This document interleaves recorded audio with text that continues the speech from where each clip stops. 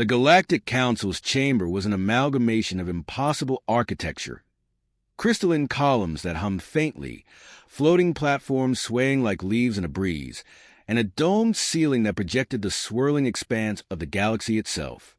Jack Baba Yaga, Ramsey, stood out among the sea of alien delegates, a solitary figure clad in an unassuming gray suit that belied his violent past.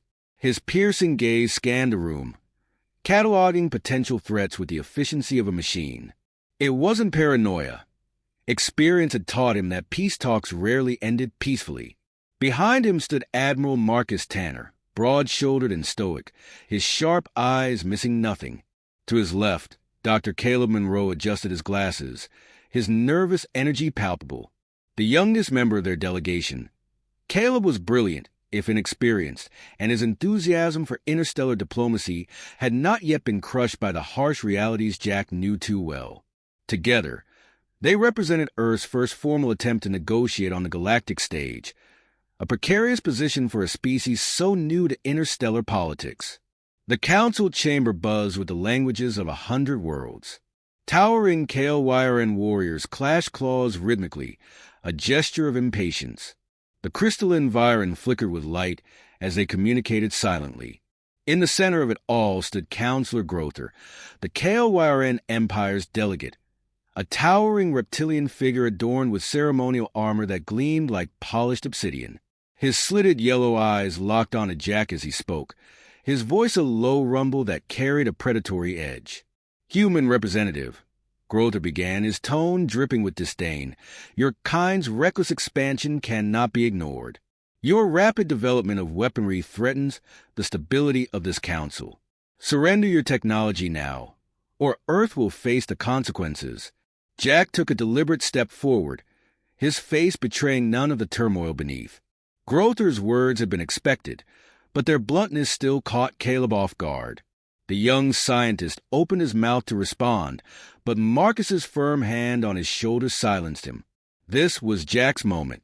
"You misunderstand," Jack said evenly, his voice calm but unyielding. "Humanity has no intention of destabilizing anything. But we won't trade our ability to defend ourselves for the illusion of safety. We're here to cooperate, not capitulate." Grother's lips curled into something resembling a grin, though on his reptilian features it looked more like the prelude to a bite. Cooperate? A charming euphemism for your kind's tendency to take what it desires by force. Jack let the insult hang in the air, refusing to rise to the bait. Instead, he tilted his head slightly, his expression unreadable. "We're not the only species in this room with a history of conquest, Counselor. Shall we compare records?" The chamber grew quiet, the tension thick as a gravitational well. A few delegates exchanged glances, their discomfort evident. Grother's claws flexed, scraping against the metal platform beneath him, but he did not immediately respond. Jack had hit a nerve. It was a Viren delegate, a crystalline figure who glimmered faintly blue, who broke the silence. Their voice resonated directly in the minds of all present. "Counselor Grother, we must not let personal grievances overshadow the Council's purpose. Humanity has been invited here in good faith." "Good faith?" Grother snapped, rounding on the Viren. "They build weapons that can rip apart entire fleets.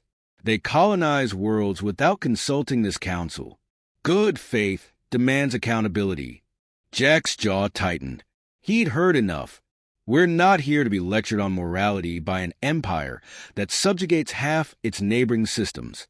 His words were ice, cutting and deliberate. We've come to learn, to build alliances, but we won't bow. If that's what you're looking for, this conversation is over. The chamber erupted in noise. Delegates shouted over one another, their voices a chaotic symphony of discontent. Grother raised a clawed hand, silencing the room with an authority that could not be ignored. "Enough," he roared, his eyes bore into Jack's unblinking. "You leave me no choice. Humanity is hereby declared a rogue species. Surrender your weapons and your planet's sovereignty, or face annihilation. You have 1 hour to decide." The ultimatum hit like a shockwave. Caleb's face drained of color, and even Marcus's stoic mask slipped for a fraction of a second. Jack, however, stood immovable, his expression hard as steel. "You've made a mistake, counselor," he said, his voice quiet but carrying a weight that silenced the murmurs around him. "You think we're defenseless. You think we're naive. But humanity has always thrived in adversity. If you come for us, you'd better be ready for what follows." Grother sneered. "And what follows, human? Your extinction." Jack took a step closer, his presence filling the space between them. "You don't want to find out." With that, he turned on his heel, motioning for Marcus and Caleb to follow. The three walked out of the chamber in silence, the weight of the council's judgment pressing down on them. Behind them, the delegates erupted once more, their voices a cacophony of debate and speculation. As they entered the corridor, Caleb finally broke the silence. "Jack, what do we do now? We can't fight an entire council." "Earth!" Jack held up a hand, cutting him off. "First rule of survival. Never let them see you panic." His eyes flicked to Marcus. "Prep the team. If they push, we push back harder. And if they don't push," Marcus asked. Jack allowed himself a grim smile. "Then we make sure they never try this again." The door to the chamber hissed shut behind them, and for a moment, the hum of the station was the only sound. Jack's mind raced with possibilities, strategies, and contingencies. He didn't know how, but he'd find a way to protect Earth. He always did. Deep in the heart of the Galactic Council, however, Grother was already issuing orders to his subordinates. The trap was set, and he was certain the humans would never see it coming. The Galactic Council's ultimatum lingered in the air, like the charged silence before a storm. Jack Ramsey led his team through the shadowed corridors of the station, their footsteps muffled by the faint hum of alien machinery. The weight of the impossible demand bore down on them, unspoken but palpable in the tension between every exchanged glance. "Jack, we need to talk," Caleb said, his voice barely above a whisper. The young scientist hurried to match Jack's brisk pace, his breath coming quick with nerves. "If they follow through on this, if they attack Earth, we're looking at annihilation. We have no fleets capable of standing against them. We have no time for what-ifs," Jack interrupted, his tone sharp but measured. "Right now, we figure out how to stay alive long enough to send a message back home. The rest comes later." Caleb hesitated but nodded, though the furrowed lines on his brow didn't ease. Marcus Tanner, following silently a step behind, placed a firm hand on Caleb's shoulder. "Let him think," the Admiral muttered. "He's done this before, against guerrilla fighters and pirates." Caleb shot back, his frustration boiling to the surface. "Not against an entire council of hyper-advanced civilizations." "Enough," Jack barked, halting abruptly. He turned to face them both, his expression hard as iron. "We've faced long odds before. We're still here. Focus on the next step, or we won't be." The airlock hissed open before them, leading into one of the station's maintenance corridors. Dimly lit and riddled with exposed pipes, the narrow passage seemed an afterthought to the station's grandeur. It was a stark reminder of their precarious position. They weren't diplomats anymore. They were fugitives. Jack's eyes scanned the path ahead, his mind racing through calculations. They needed a secure location to regroup, somewhere off the council's grid. He motioned for Marcus to take point while Caleb worked to access the station's internal systems through the portable device clutched tightly in his hands. "Can you find us a blind spot?" Jack asked, his voice low but commanding. "Working on it," Caleb muttered, his fingers flying across the device's interface. "But their encryption's light years ahead of ours. Give me a second." "We don't have a second," Marcus said grimly, his weapon, a concealed energy blaster, raised and ready. "We're already being hunted." As if on cue, the faint echo of boots against metal reached their ears. Jack raised a hand, signaling silence. The group pressed against the corridor wall, tension coiling like a spring. Jack's eyes narrowed, his mind instinctively calculating angles, distances, and possibilities. A squad of alien soldiers appeared around the corner, their armor glinting in the dim light. They moved with mechanical precision, their weapons humming with energy. Jack recognized the emblem of the KLYRN Empire emblazoned on their shoulders. Grother had wasted no time. The first soldier never saw it coming. Jack moved like a shadow, his blade, a sleek, serrated combat knife, finding the chink in the alien's armor with brutal efficiency. Before the others could react, Marcus's blaster spat a sharp beam of blue light, felling two more in quick succession. Caleb flinched but held his ground, his device still working furiously to override the station's security systems. The remaining soldiers opened fire, their energy bolts searing through the air. Jack and Marcus ducked behind a row of pipes, returning fire with deadly precision. Jack's movements were fluid, almost unnatural, each step and shot a testament to years of hard-earned skill. To Caleb, watching from his crouched position, Jack seemed less a man and more a force of nature, a storm in human form. The firefight was over in seconds. The corridor fell silent once more, the acrid scent of scorched metal hanging in the air. Jack wiped his blade clean on the nearest fallen soldier, his expression unreadable. "Caleb," he said, his voice cutting through the silence like a knife. "Do we have a way out?" "Almost," Caleb stammered, his hands trembling slightly as he worked. "There's a cargo bay 2 levels down. If we can reach it, I might be able to hijack one of their shuttles." "Then we move," Jack said, already in motion. Marcus fell and stepped beside him, his weapon at the ready. Caleb scrambled to follow, his mind racing as fast as his feet. The cargo bay was a sprawling expanse of crates, machinery, and shadowed corners. The faint hum of distant engines reverberated through the space, masking the sound of their approach. Jack's eyes swept the room, cataloging potential threats with the precision of a predator. "There," Caleb whispered, pointing to a sleek shuttle dock near the far wall. Its angular design marked it as KLYRN technology, but it was small enough to be fast and nimble, perfect for their escape. Marcus moved ahead, scanning for hostiles as Caleb hurried to the shuttle's interface. His hands flew across the alien controls, sweat beading on his brow as he fought against an unfamiliar system. "I can bypass the lock," he said, his voice tight with concentration. "Just give me a minute." "We might not have a minute," Marcus warned, his eyes fixed on the bay's entrances. Jack positioned himself at Caleb's side, his knife drawn and ready. The faint sound of approaching footsteps reached his ears, and he cursed under his breath. "They're coming. How much longer?" "Almost there," Caleb said, panic creeping into his tone. The doors to the cargo bay slid open, and another squad of KLYRN soldiers poured in, their weapons raised. Jack's heart pounded, but his movements remained calm, deliberate. He glanced at Marcus, who nodded once. They understood each other without words. The first wave of soldiers fell to Marcus's precise shots, their armor useless against his well-aimed blaster fire.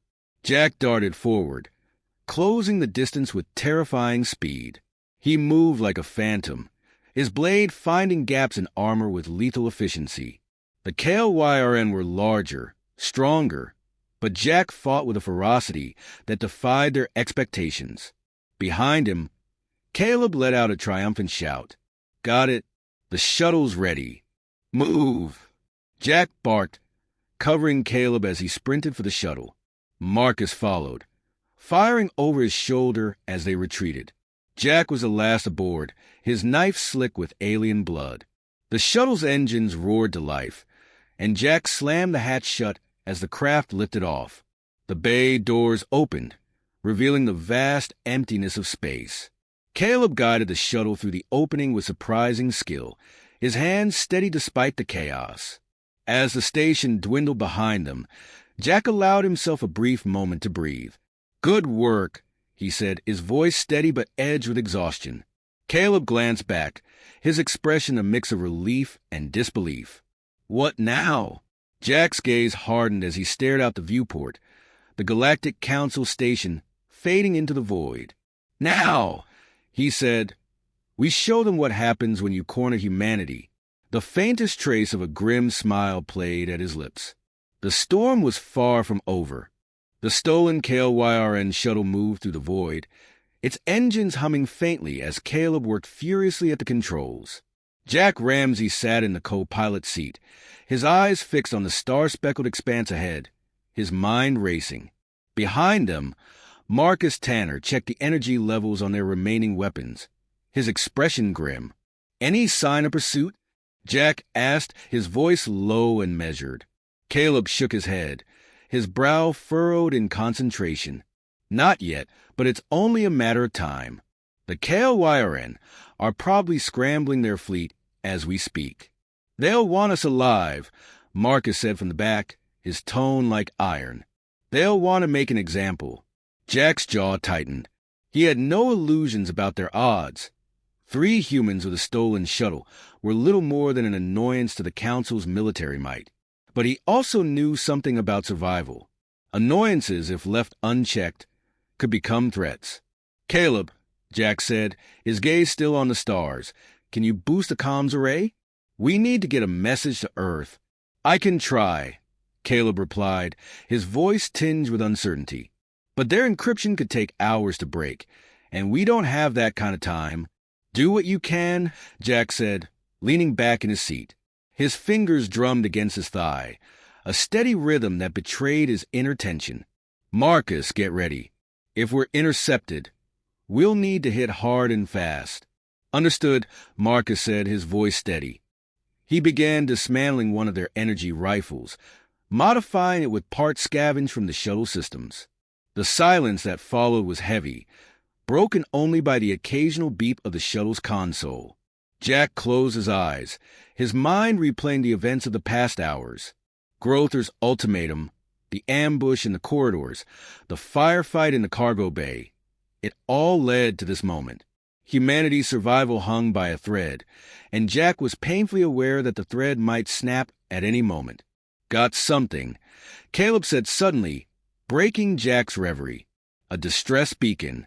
It's human." Jack's eyes snapped open. "Where?"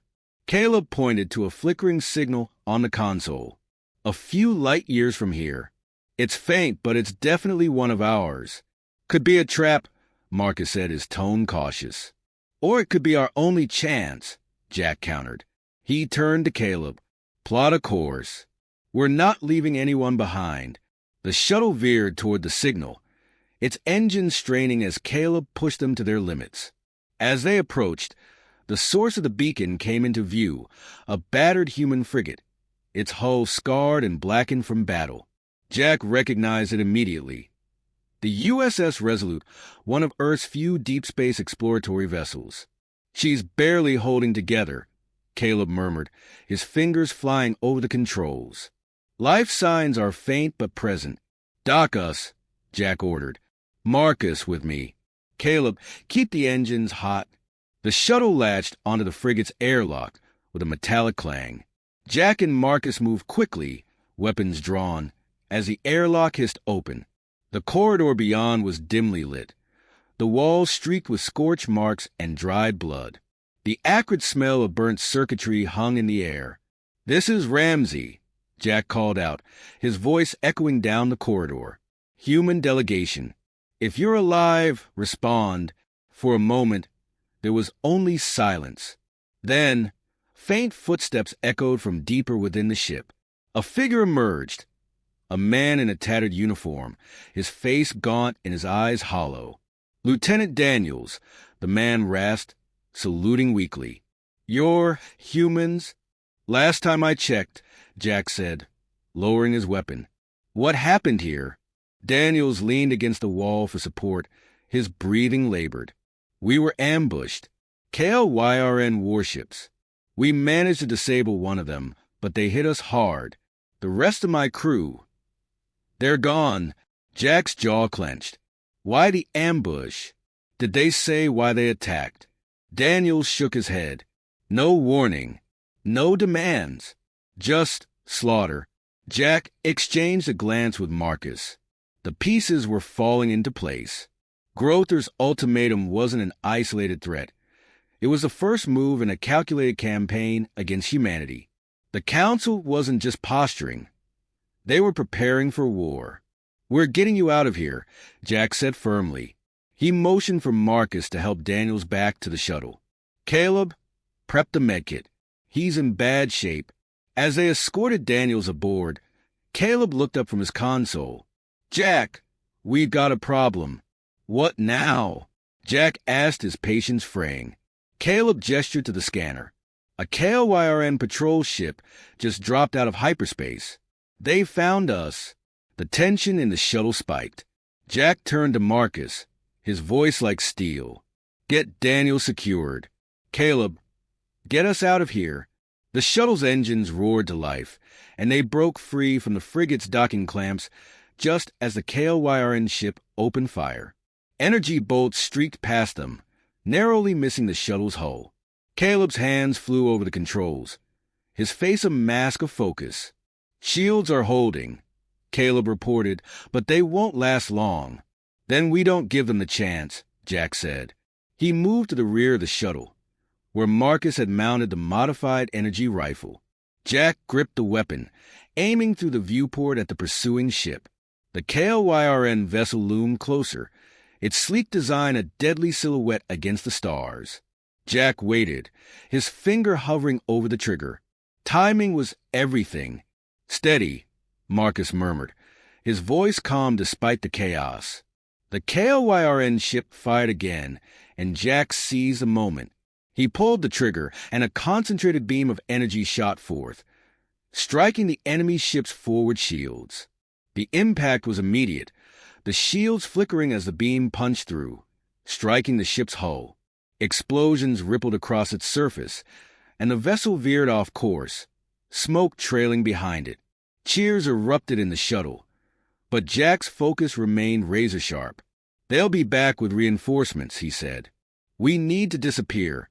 Caleb adjusted their course, setting a trajectory that would take them into the cover of a nearby asteroid field. The shuttle dove into the field, weaving between massive chunks of rock as the KLYRN ship fell out of range. When they finally emerged on the other side, the tension eased slightly. Daniel sat slumped in the co-pilot seat, his breathing shallow but steady. Marcus leaned against the wall, his weapon cradled in his arms, while Caleb slumped over the console, exhaustion etched into his features. Jack stood at the center of it all, his gaze distant. The Council had drawn first blood, but the fight was far from over. Humanity wasn't just defending its survival, it was preparing to strike back. "We send a message," Jack said, his voice firm. "Earth needs to know what's coming, and when the Council comes for us again, we'll be ready." The shuttle's engines hummed softly as it continued its journey into the unknown, carrying with it the flicker of defiance that only humanity could ignite.